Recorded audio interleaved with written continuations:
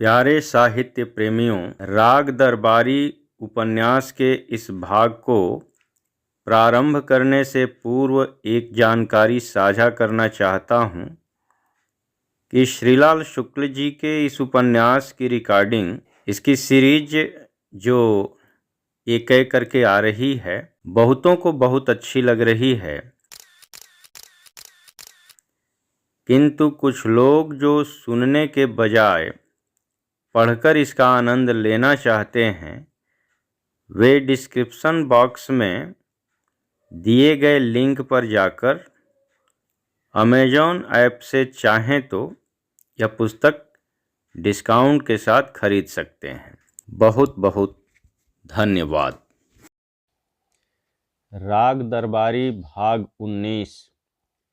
जनवरी आधी से ज़्यादा बीत चुकी थी, जिसके बाद फरवरी आनी थी, जिसमें गांव सभा के चुनाव होने थे, और उसके बाद मार्च का महीना था, जिसमें हाई स्कूल की और इंटरमीडिएट की परीक्षाएं शुरू होनी थी।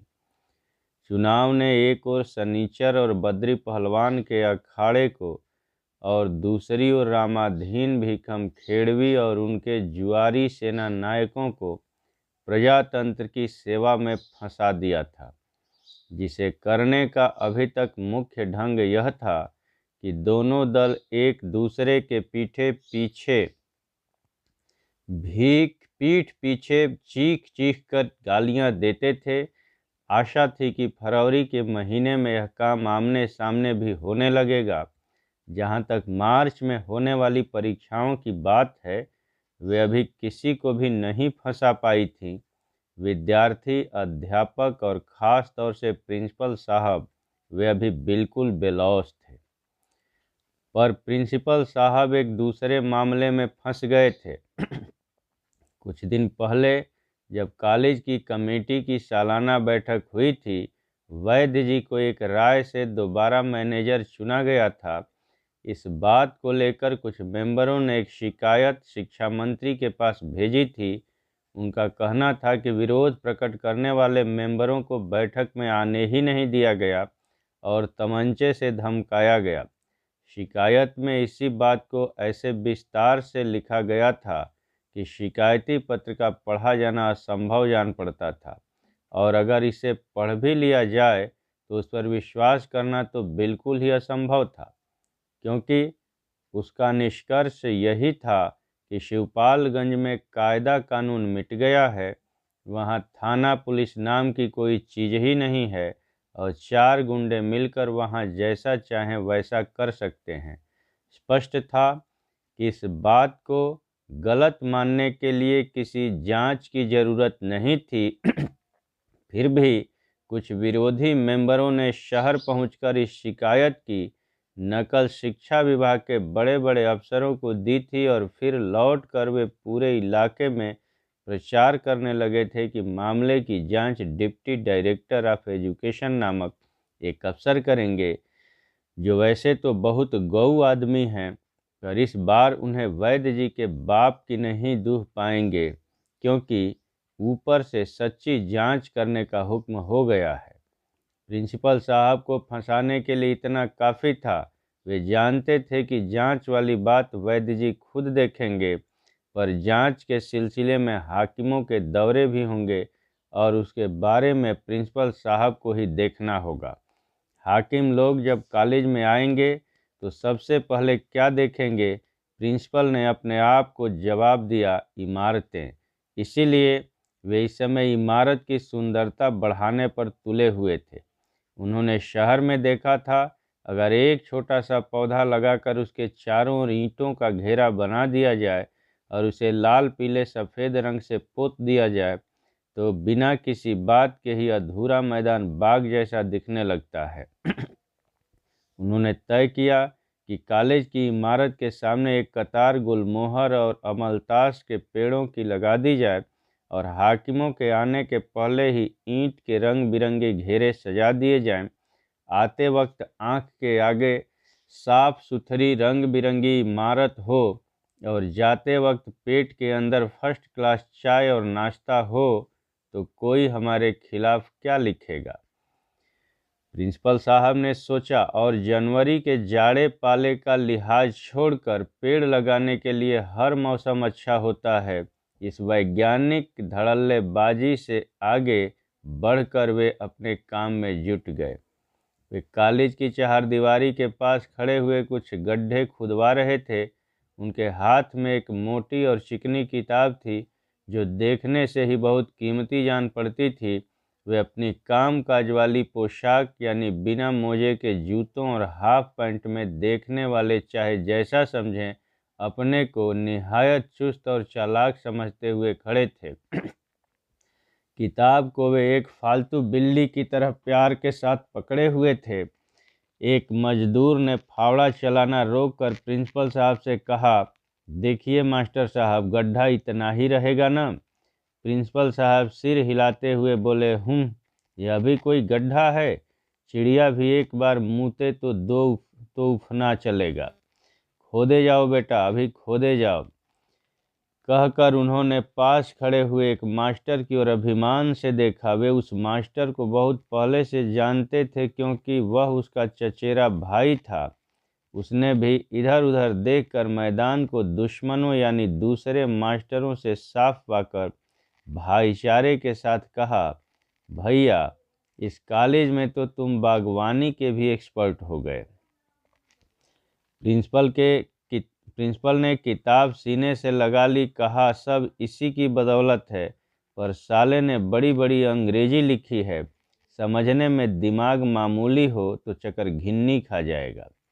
चचेरा भाई बोला, आप तो लोहे के बने हो, कॉलेज का इतना इतना काम पॉलिटिक्स ही में सिर भन ना जाता होगा, उसके ऊपर आप किताब भी पढ़ लेते हैं।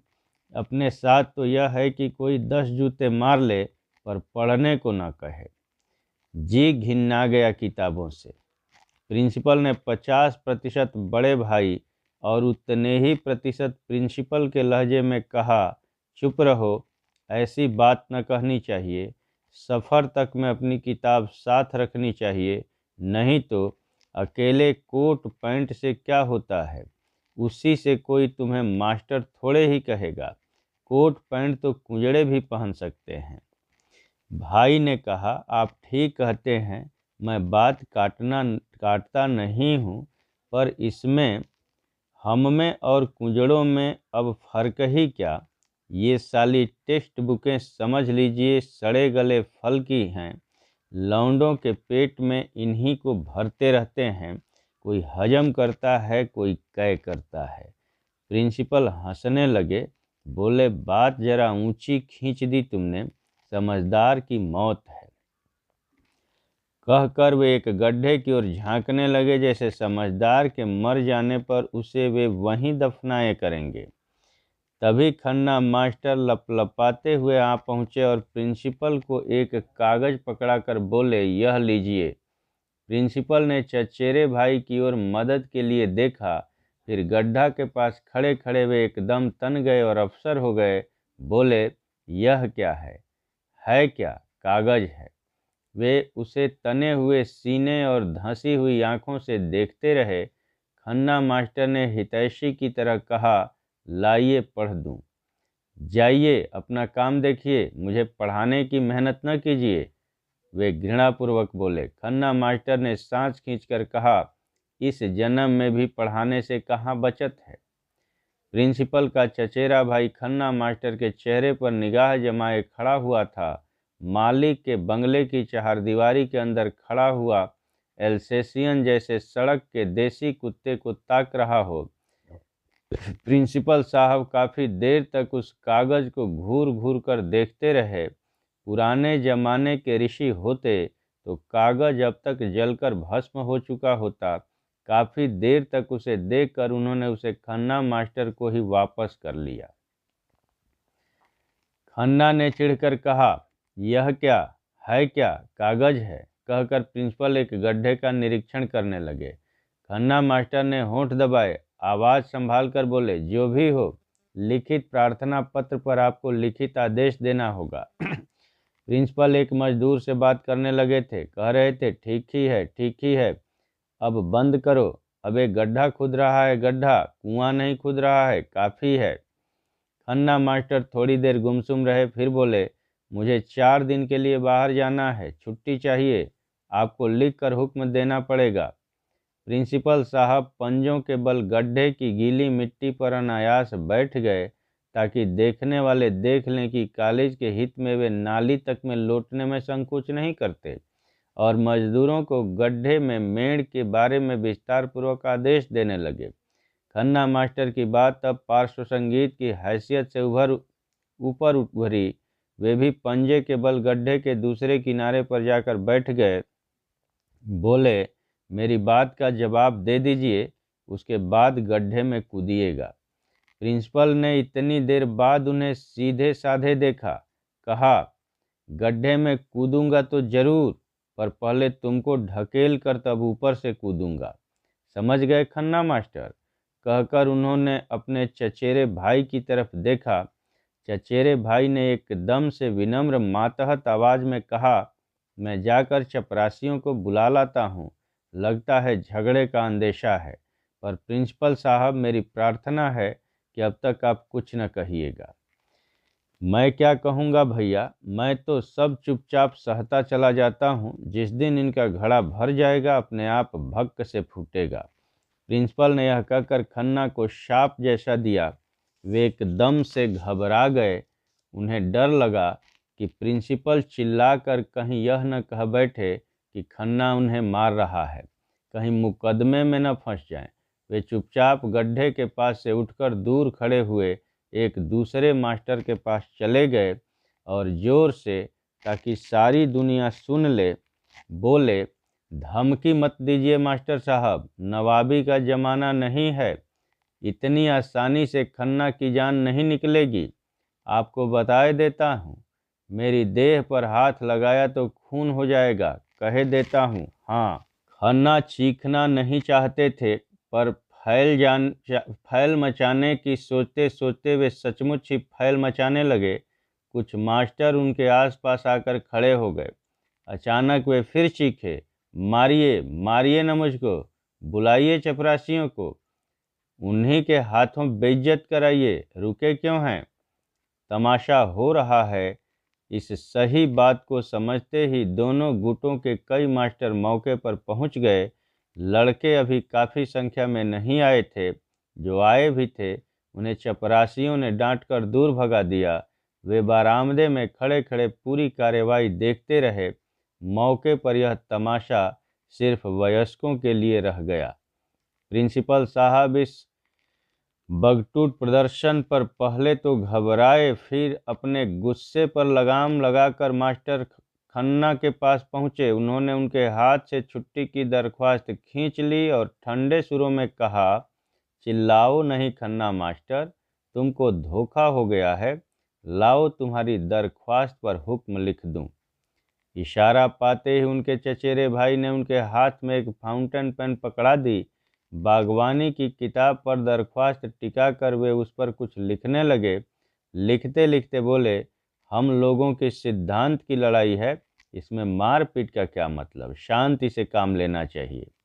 खन्ना मास्टर खुद अपने तमाशे से तंग हो रहे थे। कहने लगे, पहले इस कागज़ पर हुक्म कीजिए, तब दूसरी बात होगी।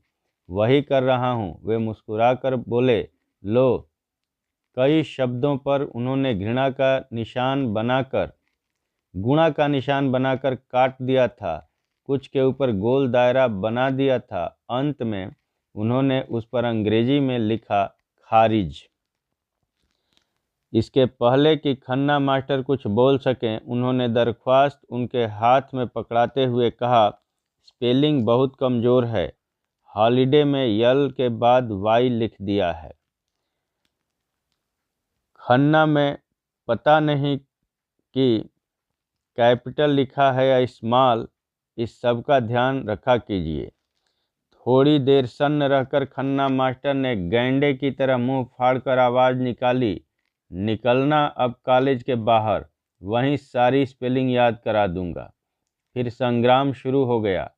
यह सवेरे की बात है। दोपहर तक थाने पर दोनों पक्षों की ओर से रिपोर्ट भी लिखा दी गई। उनसे प्रकट होता था कि मास्टरों ने दंगा किया था और एक दूसरे की हत्या करनी चाहिए थी। यह देखते हुए कि उन्हें हत्या करने से रोकने वाला कोई न था। यह बात साफ नहीं हो रही थी कि उन्होंने सिर्फ सचमुच ही अपने दुश्मनों की हत्या क्यों नहीं की। पुलिस ने इसी नुक्ते को पकड़कर उल्टी तरफ से मामले की जांच शुरू कर दी। उसी दिन दोपहर को वैद्य जी की बैठक में इस घटना पर विचार विमर्श हुआ। वहाँ सामान्य नागरिकों की मुख्य प्रतिक्रिया यही रही कि घटना को कुछ और महत्वपूर्ण होना चाहिए था, यानी अपने किसी साथी की हड्डी नहीं टूटी तो कोई हर्ज नहीं, पर कम से कम इतनी चोट तो लगनी ही चाहिए थी कि खून निकल जाता। उससे दुश्मनों के खिलाफ और भी अच्छा मुकदमा बन सकता था। सनीचर ने यह सोचकर कि गांव प्रधान बनने के पहले नेतागिरी का एक काम और कर लिया जाए, बिना किसी फीस के अपनी सेवाएं अर्पित कर दी और कहा कि प्रिंसिपल साहब चाहें तो मैं उनके हाथ में बर्छी भोंक कर खून निकाल सकता हूं। अभी कुछ बिगड़ा नहीं है, यह अभी खन्ना के नाम लिख जाएगा। छोटे पहलवान उसे दुत्कार कर चुप कर दिया। उस दोपहर रंगनाथ और उपन बाबू सारी बातें चुपचाप सुनते रहे और कुछ भी नहीं बोले, जो कि शिवपालगंज में बेवकूफ़ी की अलामत थी। और वास्तव में वे भीतर ही भीतर प्रिंसिपल पर जलते भूनते रहे। और बहुत बाद में रूपन बाबू ने बाहर आकर कहा कि यह साला पिताजी को अभी कचहरी के रास्ते पर लिए जा रहा है और बाद में उन्हें जेल में ले जाकर छोड़ेगा।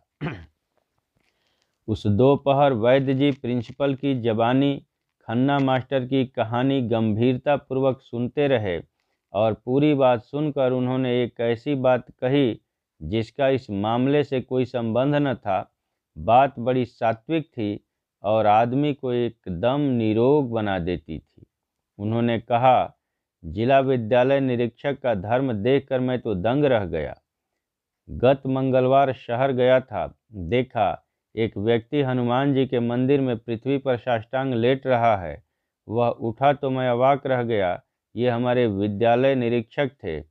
आँखों से उनकी जो है सो प्रेमाश्रु टपक रहे थे। मैंने नमस्कार किया तो प्रति नमस्कार में उन्होंने भरे गले से कुछ हाउ हाउ जैसा कहा, फिर आंखें मूंद लीं। भैंस का उत्तम घृत लिए जाइएगा, 4-6 सेर। ऐसा धार्मिक आदमी वनस्पति खा खा कर अपना धर्म नष्ट न कर रहा है। समय की लीला। एक पुराने श्लोक में भूगोल की एक बात समझाई गई है कि सूर्य दिशा के अधीन होकर नहीं उगता, वह जिधर ही उदित होता है वही पूर्व दिशा हो जाती है। उसी तरह उत्तम कोटि का सरकारी आदमी कार्य के अधीन दौरा नहीं करता, वह जिधर निकल जाता है उधर ही उसका दौरा हो जाता है। इस नए सौर सिद्धांत के अंतर्गत एक महापुरुष उसी दिन शाम के लगभग 4 बजे शहर से मोटर भगाते हुए देहात की ओर आए। सड़क के दोनों ओर प्रजा के खेतों पर निगाह डालते हुए उन्होंने अपने आप को धन्यवाद दिया कि उनके पिछले साल के व्याख्यान के कारण इस साल रबी की फसल अच्छी होने वाली है। काश्तकार उनके बताए तरीके से खेती कर रहे हैं। उन्हें यह मालूम हो गया कि खेत जोतना चाहिए और उनमें खाद ही नहीं बीज भी डालना चाहिए। वे सब बातें समझने बूझने लगे हैं और नई समझदारी के बारे में उनकी घबराहट छूट चुकी है। किसान प्रगतिशील हो रहे हैं और संक्षेप में वे इसी मामले में पिछड़े हैं कि वे आज भी किसान हैं। मोटर तेजी से भागी जा रही थी और सड़क पर टेढ़े मेढ़े चलते हुए मुसाफिर आंधी के पत्तों की तरह उड़ उड़कर किनारे होते चले जा रहे थे। उन्होंने फिर अपने को धन्यवाद दिया कि इतने आलसी नागरिक उनकी वेगवती मोटर के असर से इतने फुर्तीले हो जाते हैं, साथ ही वे इतने चतुर भी हो गए हैं कि ऐसी तेज मोटर के नीचे उनका अंगूठा तक नहीं कुचलता। संतोष के साथ उन्होंने अपने आप से फिर भारतवर्ष से कहा, शाबाश, तेरा भविष्य उज्जवल है। गाड़ी छंगामल विद्यालय इंटर कॉलेज के सामने से निकली। अंडरवियर पर बुशर्ट और धारीदार पैजामे पर बिना बनियान का कुर्ता पहने हुए कई लड़के पुलिया पर बैठे थे। दोनों ओर से तीतर की बोलियां बोली जा रही थीं। सेकंड के एक खंड में उन लड़कों को देखते ही उनके बेतुकेपन से उन्होंने भांप लिया कि ये विद्यार्थी हैं। गाड़ी लगभग 1 फर्लांग आगे निकल गई थी। तभी अचानक महापुरुष को याद आया कि उन्होंने नौजवानों के आगे पिछले 48 घंटे में कोई व्याख्यान नहीं दिया था। उन्हें अचानक याद आया कि नौजवानों के लिए हमने क्या क्या दुख नहीं सहे। उन्हीं के लिए गांव का घर छोड़कर शहर में हमने बंगला लिया, तालाब के किनारे बैठना छोड़कर शाम सवेरे एक छोटे से कमरे में बैठे रहने की आदत डाली, अपने आप को इतना इतना बदल डाला। तो जैसे ही उन्हें याद आया कि मैं उन्हीं प्यारे नौजवानों से 48 घंटे बोला ही नहीं वैसे ही उन्होंने सोचा, मैं इतनी देर बिना लेक्चर दिए ही रह लिया। मेरे मन में इतने इतने ऊंचे विचार उठे, पर मैं स्वार्थी की तरह अपने आप में उन्हें समेटे रहा। हाय, मैं कितना कंजूस हूँ! धिक्कार है मुझे, जो इस देश में पैदा होकर भी इतनी देर मुंह बंद किए रहा। 48 घंटे उन्होंने आश्चर्य से सोचा। 2880 मिनट, और उसे 60 से गुणा कीजिए तो जितने हों उतने सेकंड। कितने सेकंड! इतने समय के भीतर मैंने नौजवानों को उत्साह दिलाने के लिए एक भी लेक्चर नहीं दिया। क्या हो गया है मुझे? कहीं मुझे लकवा तो नहीं मार गया? पलक झपकते ही उन्होंने इतना सोच डाला और फिर ड्राइवर को हुक्म दिया, गाड़ी मोड़ लो, हम इस कॉलेज का आकस्मिक निरीक्षण करेंगे। उनके कॉलेज में आते ही छुट्टी हो गई। लड़के दर्जों से बाहर आकर मैदान में बैठ गए। स्थानीय हाकिम, बागों में कौड़ियाँ खेलने वाले जुआड़ी, ताड़ी घर पर बैठे हुए जवार के सोहदे, वे भी बात की बात में मौके पर आ गए। अच्छी खासी मीटिंग हो गई। न भी आते तो मीटिंग हो जाती। बोलने वाला बेशर्म हो तो लैंप पोस्ट का सहारा काफ़ी है, अकेले ही मीटिंग पर कर लेगा। पर यहाँ सचमुच ही मीटिंग हो गई। लड़कों के होने का प्रत्यक्ष फल यह निकला कि उन्हें कमरे के अंदर रखा तो कॉलेज हो गया, बाहर रखा तो मीटिंग हो गई। उन्होंने लड़कों को बताया कि वे देश के भविष्य हैं और मास्टरों को बताया कि वे देश के भविष्य निर्माता हैं। लड़के और मास्टर पहले ही से जानते थे। फिर उन्होंने लड़कों को डांटा कि उनमें संयम की कमी है। वे 48 घंटे तो क्या 8 घंटे भी चुप नहीं रह सकते। फिर मास्टरों को डांटा कि वे उन्हें संयम नहीं सिखाते। उन्होंने शिकायत की कि लड़के राष्ट्रध्वज, राष्ट्रगान आदि के बारे में कुछ नहीं जानते और मास्टर यह जानकर भी महंगाई का भत्ता और अधिक वेतन मांगते हैं। मास्टर और लड़के अपने बारे में कुछ सोच भी न पाए थे कि वे उस विषय पर उतर आए जिस पर प्रत्येक व्याख्यानदाता शिक्षा संस्थानों में जरूर बोलता है। उन्होंने कहा कि हमारी शिक्षा पद्धति खराब है और इस शिक्षा को पाकर लोग क्लर्क ही बनना चाहते हैं। उन्होंने लड़कों को सुझाव दिया कि शिक्षा पद्धति में आमूल परिवर्तन की ज़रूरत है। उन्होंने सैकड़ों विद्वानों और हजारों समितियों का हवाला देकर बताया कि हमारी शिक्षा पद्धति खराब है। उन्होंने विनोबा और यहाँ तक कि गांधी का हवाला दिया। तब कॉलेज के मैनेजर वैद्य जी ने भी सिर हिलाकर कहा कि हमारी शिक्षा पद्धति खराब है। उसके बाद सिर हिलाकर प्रिंसिपल, अन्य मास्टर और बाजार के घुमक्कड़ों और शोहदों तक ने इस बात का समर्थन किया। उनकी बात से ताड़ी पीने वालों और जुआड़ियों तक को पूरा इत्मीनान हो गया कि हमारी शिक्षा पद्धति खराब है। उन्होंने कहा कि शिक्षा के क्षेत्र में पिछली शताब्दी की यह एक असाधारण उपलब्धि है कि हम इतनी जल्दी जान गए कि हमारी शिक्षा पद्धति खराब है। फिर उन्होंने लड़कों को खेती करनी चाहिए, दूध पीना चाहिए, स्वास्थ्य बनाना चाहिए और भविष्य का नेहरू और गांधी बनने के लिए तैयार रहना चाहिए। ये सब बातें बताईं जो लड़के उनको भी बता सकते थे। इसके बाद समन्वय, एकता, राष्ट्रभाषा का प्रेम, इस सब पर एक एक अनिवार्य जुमला बोलकर कॉलेज की समस्याओं पर विचार करने का सालाना वादा करके सेवा के बाद तत्काल मिलने वाली मेवा खाकर और चाय पीकर वे फिर 70 मील की रफ्तार से आगे बढ़ गए। मास्टर और लड़के भाइयों और बहनों की नकल उतारते हुए अपने अपने घर चले गए। शिक्षा पद्धति में आमूल परिवर्तन के सुझाव पर अमल करने के लिए कॉलेज में माली, चपरासी और मजदूर रह गए। क्लर्क ने मेवे की प्लेट पर निगाह डाली और उसमें बचे हुए काजू के एकमात्र टुकड़े को पहले मुंह में रखना चाहा, बाद में कुछ सोचकर उसे नाली में फेंक दिया।